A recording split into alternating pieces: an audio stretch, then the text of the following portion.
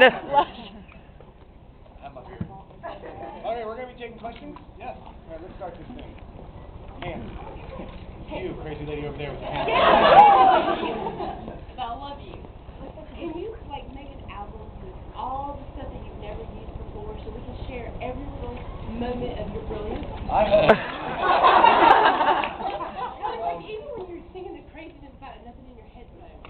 It's Make it up for that. I think less people would want to hear that than you would think. You might be surprised. Definitely. No, but I think really that's kind of I think for every songwriter I know, one of the biggest things they have, and not to sound morbid, is like, you don't want to die with a bunch of good songs in your pocket. So like, you want to get down and like, I feel the same way, like I have these songs and I forget about them for months, and then I'll listen to them in a context like that and go, oh, I really like that song, and it'll make me go back and work on it. So you just kind of wait for them to come back out. Can we work on that? Yeah. Thank you. Yeah. Had the first copy. Love the movie. You talked about feeling like you were on, having to be on. How much did you feel like you had to be on while you were being filmed for the documentary? It's funny, like after actually just the first day, you kind of forget about it. Like, I don't know how I'd feel if I didn't know the director as well as I did. I mean, Gillian's a really good friend of mine, and so it was funny like how much we had to edit out of me talking to Gillian. There was so much where I would just be like, so what do you think about audition?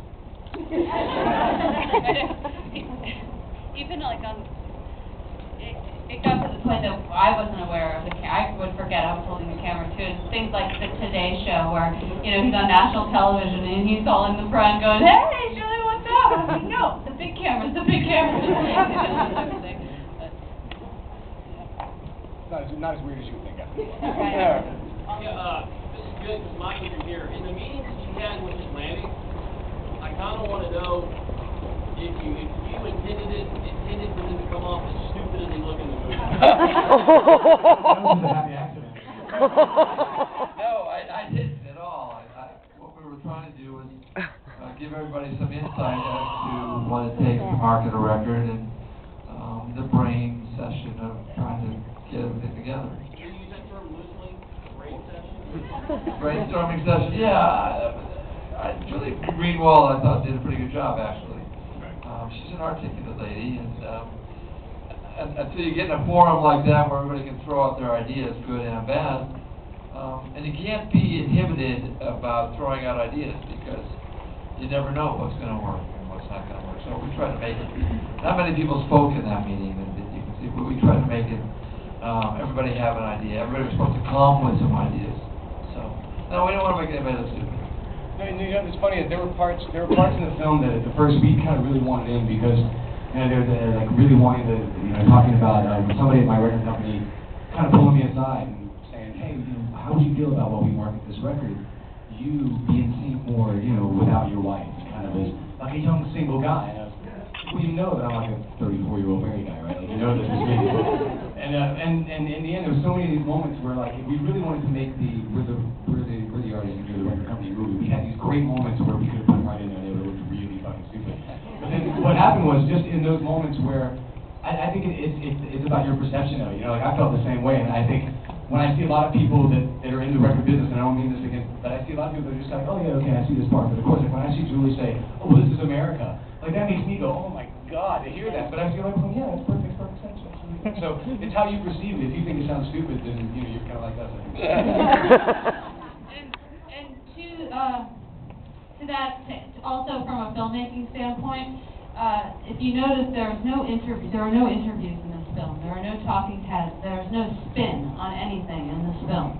This is what you see is what you get, and I really wanted to leave it up to the audience to decide what they thought about all of this. I just wanted to present the way that it is.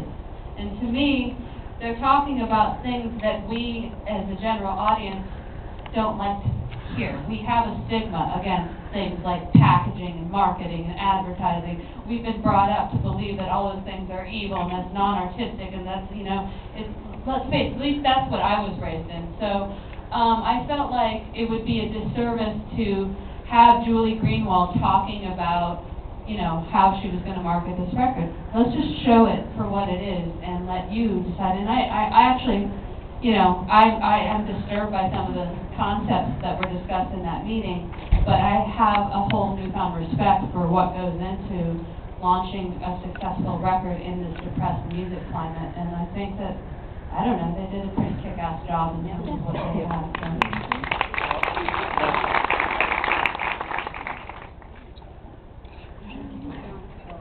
Anybody else? Back there.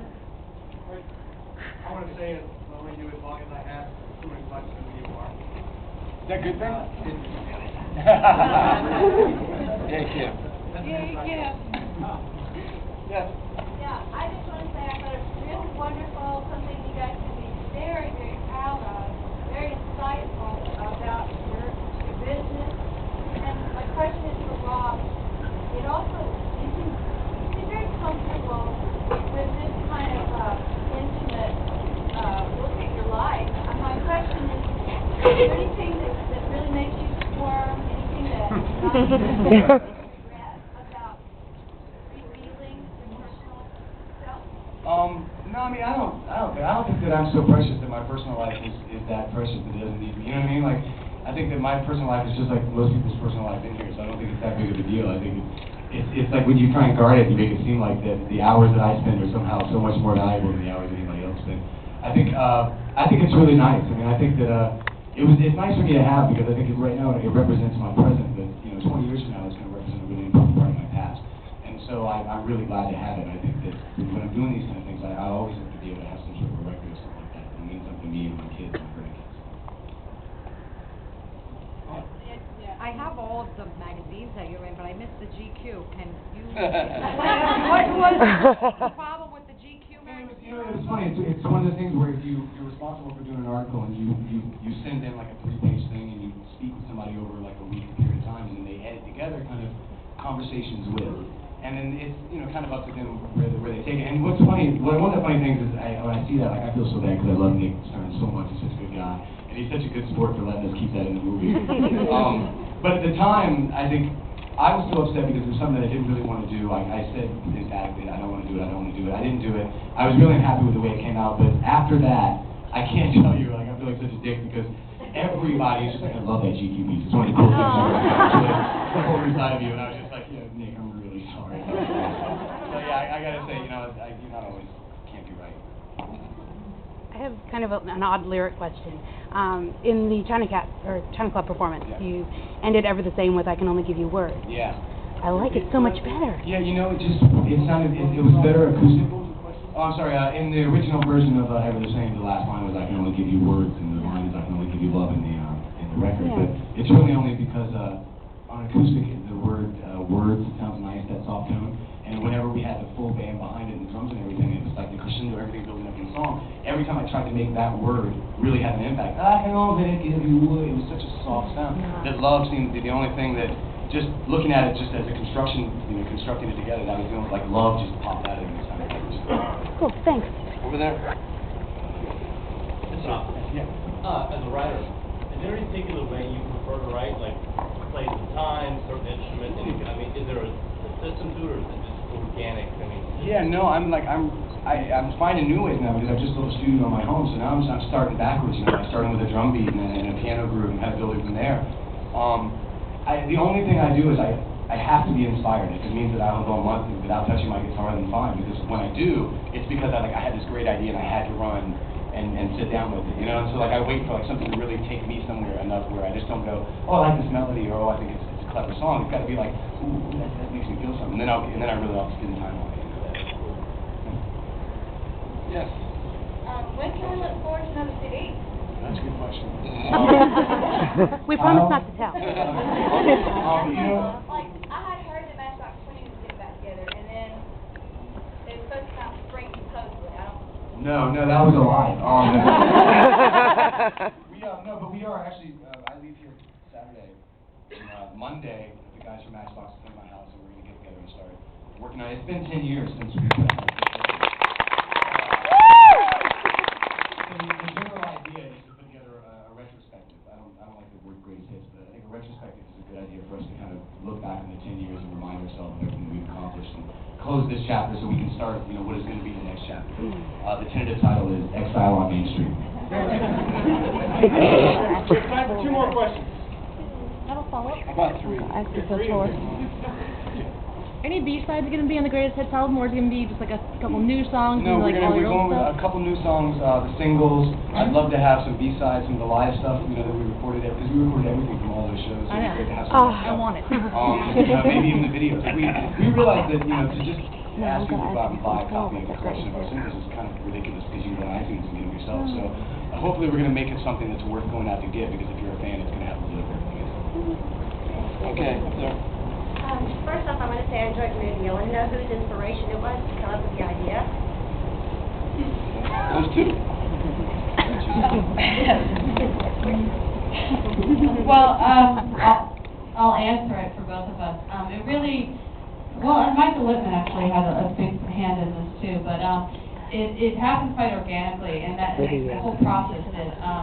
But Rob and I first were introduced through my brother, who handles all the merchandising for Matchbox 20, and I had done a documentary for them prior to that, but Rob and I were just getting to know each other, and by the end of the tour we had kind of become friends, and said, when I do my solo album, we should do something, because I'm in New York and you're in New York, and we'll see where it goes. And so that's how it started.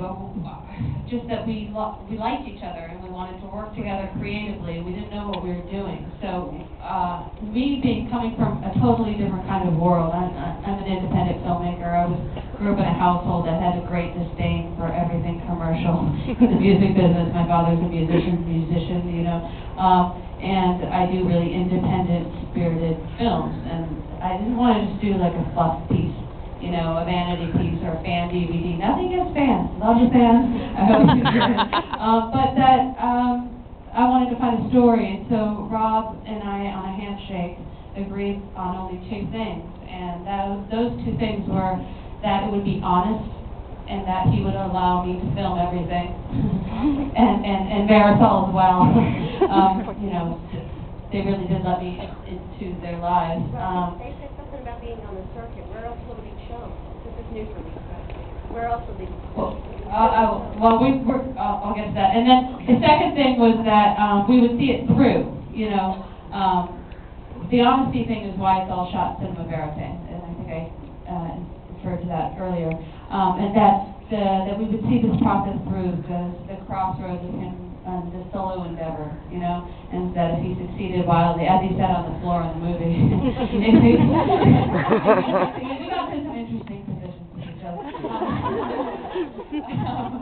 That it would be an interesting story if he succeeded with this album, which he did with Billboard history, blah, blah, blah, blah, or that if he failed miserably, that would probably be an interesting story and in some ways more compelling. And so we did.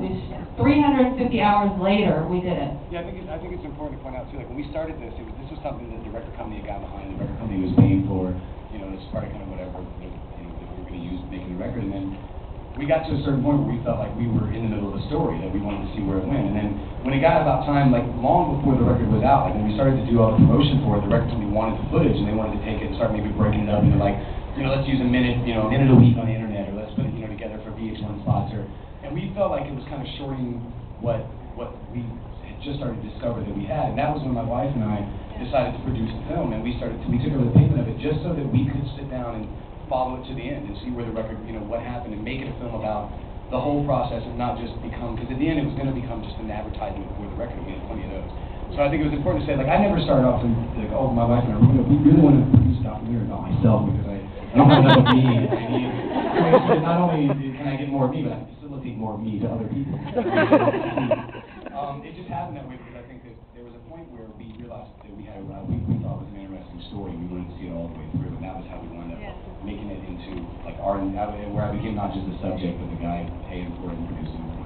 Well, also I'd love for Marisol to comment on this too, because she started out in a very difficult time in her life, and then not only did I get to know her as a subject, but she really stepped up as a real producer, and like, I don't know, what was that like? Yeah, I mean, I bailed out. I gotta say, as far as a producer, I bailed out about 3 or 4 months ago and had nothing more to do with the production. My wife became. This woman makes shit happen as well as.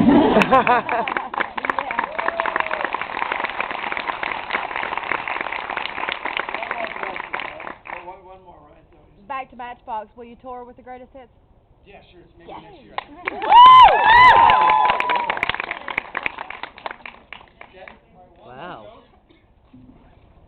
very much. Guys, thank you. Thank you. Thank you.